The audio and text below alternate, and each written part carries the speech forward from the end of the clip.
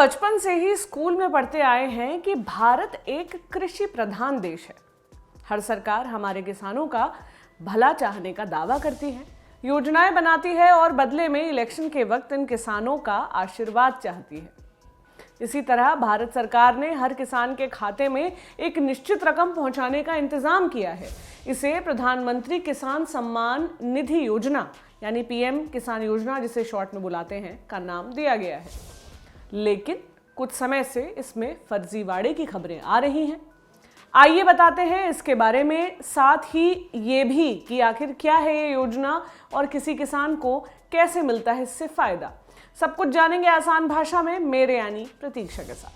तो क्या है पीएम किसान योजना? इस योजना के तहत हर एक किसान परिवार को, जिसमें पति पत्नी और अवयस्क बच्चा हो, को हर 4 महीने पर 2000 रुपए की एक मुश्त मदद की जाती है।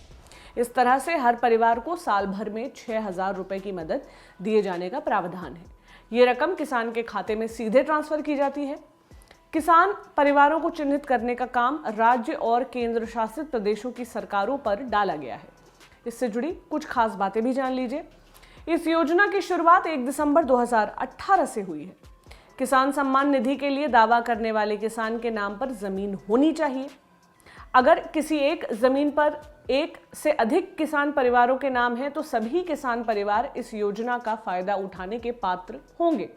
मतलब अगर एक जमीन के कई किसान हिस्सेदार हैं, तो हर परिवार साल में 6000 रुपए की किसान सम्मान निधि का हकदार होगा। इस योजना में शहर और गांव के किसानों में फर्क नहीं किया गया है। अगर किसी किसान के पास शहर में खेती लायक जमीन है या कोई किसान शहर में रहता है, तब भी उसे इस योजना का फायदा मिलेगा। रजिस्ट्रेशन कैसे करवाते हैं? इसमें योजना में रजिस्ट्रेशन कराने के लिए इलाके के लोकल रेवेन्यू ऑफिसर या पटवारी के पास जाना होता है। राज्य सरकार की तरफ से इलाके के लिए नॉमिनेट नोडल ऑफिसर के पास भी जा सकते हैं। किसान अपने नजदीक के कॉमन सर्विस सेंटर यानी CSC जाकर भी रजिस्ट्रेशन करा सकते हैं। यहाँ पर एक मामूली सी फीस देनी होती है। कोई खुद भी pmkisan.gov.in पर जाकर इस योजना का लाभ उठाने के लिए रजिस्टर कर सकता है, अगर वो डिजिटली अवेयर है। रजिस्ट्रेशन के लिए क्या कागजात चाहिए होते हैं? किसानों को रजिस्ट्रेशन के लिए अपना पहचान पत्र और उस खाते के बारे में जानकारी देनी होती है जिसमें वो किसान सम्मान निधि की रकम चाहता है। इन दस्तावेजों में शामिल हैं आधार कार्ड या voter ID card, NREGA card, driving licence आदि। सरकारी नियमावली के अनुसार रजिस्ट्रेशन कराने वाले को अपना मोबाइल नंबर देना जरूरी तो नहीं है, लेकिन सभी लाभार्थियों से उम्मीद की जाती है कि वो नंबर उपलब्ध होने पर फौरन अपडेट करवा लें। तो ये बातें हम आज आपको क्यों बता रहे हैं? क्योंकि किसानों को सम्मान राशि देते हुए अभी मात्र 2 साल ही बीते हैं, लेकिन इसमें कई खामियां नजर आने लगी हैं। कई किसान शिकायत कर रहे हैं कि उनका रजिस्ट्रेशन नहीं हो पा रहा है और अपात्रों की जेबें भर रही हैं। एक RTI से खुलासा हुआ है कि अब तक तकरीबन 20 लाख अपात्र 1364 करोड़ रुपए की किसान निधि डकार चुके हैं।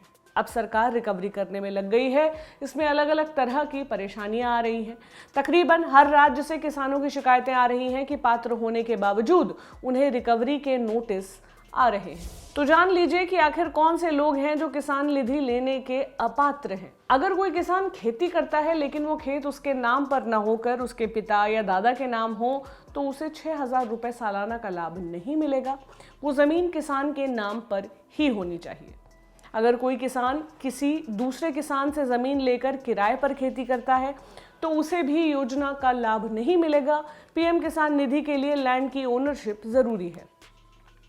ऐसे किसान जिनके पास संस्थान के लिए जमीन है, मिसाल के तौर पर स्कूल या किसी NGO आदि के लिए जमीन दिए जाने पर भी इस योजना का फायदा नहीं मिलेगा।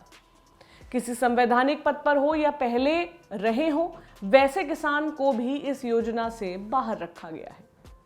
केंद्र या राज्य में मंत्री, विधायक, सांसद पद पर रहे हो या अभी पद पर हो, ऐसे माननीयों को भी इस योजना का फायदा नहीं मिलेगा। जिला पंचायत में पदाधिकारियों को भी इस योजना से अलग रखा गया है।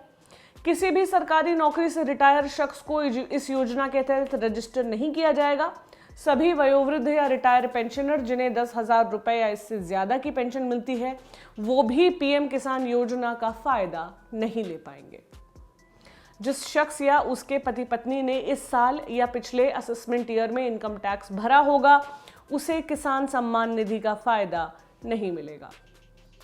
अगर कोई डॉक्टर, इंजीनियर, वकील, चार्टर्ड अकाउंटेंट और आर्किटेक्ट ने खुद को इस योजना के तहत रजिस्टर करा रखा है और वो अपनी प्रैक्टिस भी कर रहा है, तो वो किसान भी निधि का हकदार नहीं होगा। दावे के वक्त दी गई जानकारी में किसी तरह की गड़बड़ी पाए जाने पर भी किसान का नाम लिस्ट से हटाया जा सकता है। पीएम किसान सम्मान योजना के लिए किसानों को चिन्हित करने का काम राज्य सरकारों का है। ऐसे में राज्य सरकारें सभी पात्र लोगों के दावे सही होने का सर्वे भी करवाती हैं।